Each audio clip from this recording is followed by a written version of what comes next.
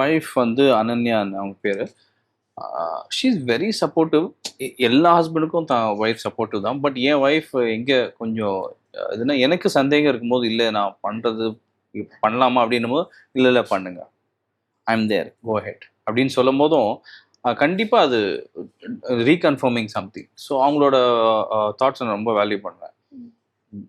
என்னோட லைஃப்ல ஒரு ஒரு major chunk goes to Ananya because she be very supportive. ஏன்னா குழந்தைங்க இருக்காங்க 2 பேர், அன்விகா அண்ட் அவிகா. அவங்க நிறைய கேட்பாங்களே என்ன, இல்லை நான் ஷூட்டிங் இருந்தாலும் சரி, இல்லைன்னா கெஃபேல இருந்தாலும் அப்பா எங்க என்ன அந்த டைம்ல she takes care of. So family is taken care of போது நம்ம இந்த ரன் பண்ண முடியும் பீஸ்ஃபுல்லா.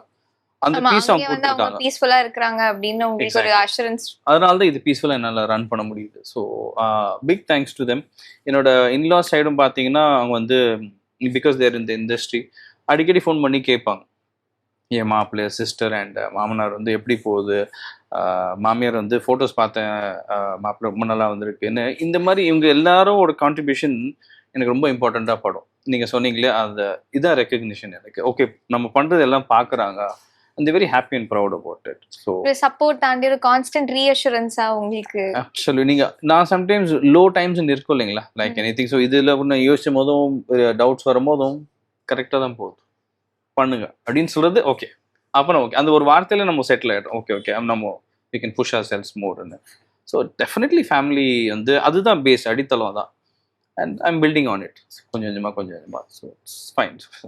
ஃபேமிலிக்கு பெரிய தேங்க்ஸ்.